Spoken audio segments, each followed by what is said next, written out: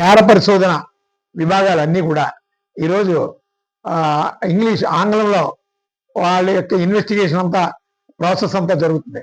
దీని మూలంగా ముద్దాయిలకి ఇబ్బందులుగానే ఉంది, అలాగే నిర్దోషికి ఇబ్బందిగానే ఉంది. అసలు కోర్టు ప్రాసెస్ కానీ, అలాగే పోలీసు వారు చేసేటటువంటి ఇన్వెస్టిగేషన్ సిస్టమ్ కానీ అసలు సామాన్యులకు అర్థం కానటువంటి పరిస్థితుల్లో ఉంది.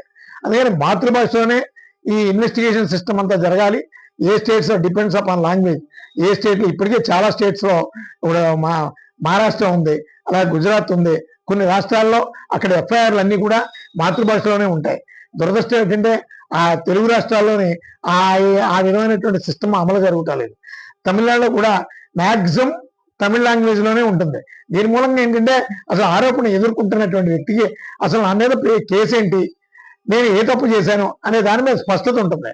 అదే కోర్టులో కేసులు గెలిచినా ఓడినా ఏ పాయింట్స్ మీద నేను గెలిచాను, దేని మూలంగా నేను ఓడిపోయాను అనే దాని మీద స్పష్టత ఉంటుంది. ఈరోజు న్యాయస్థానంలోని మోసపోతున్నారు పౌరులు, పోలీస్ స్టేషన్లోని మోసపోతున్నారు.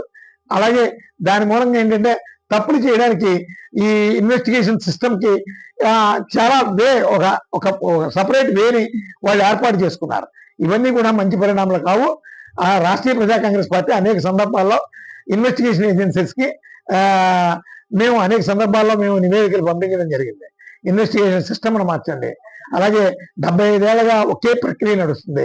దీని మూలంగా సామాన్యులు చాలా ఇబ్బందులు పడుతున్నారు, చట్టపరమైన హక్కులు పొందలేకపోతున్నారు. రాజ్యాంగానికి పేరుకే రాజ్యాంగం ఉంది, రాజ్యాంగ స్ఫూర్తి కానీ రాజ్యాంగ విలువలు కానీ హక్కులు కానీ ఎవరికి కూడా అందడం లేదు. ఇవన్నీ కూడా చాలా దురదృష్టకరమైనటువంటి వాతావరణం. దీని నుంచి సామాన్యులకి భద్రత కలగాలి, చట్టం ఉందనేటువంటి నమ్మకం ఉండాలి, న్యాయస్థానాలు మనల్ని కాపాడుతాయనే ఒక ప్రగాఢమైనటువంటి విశ్వాసం ఉండాలని రాష్ట్రీయ ప్రజా కాంగ్రెస్ పార్టీ ఒక నివేదికని ప్రభుత్వానికి సమర్పించడంలో ఒక సిస్టమ్ ఒక నివేదికను తయారు చేస్తాం. ఆ దిశగా మేము న్యాయస్థానానికి సబ్మిట్ చేస్తాం. అదేవిధంగా ఒకవేళ సాధ్యం కాకపోతే ప్రజల్లో చైతన్యం తీసుకొస్తాం. సందర్భాన్ని బట్టి ఎపెక్స్ కోర్టుకి ఏదైనా వెళితే న్యాయం జరుగుద్దేమో పరిశీలన చేస్తాం.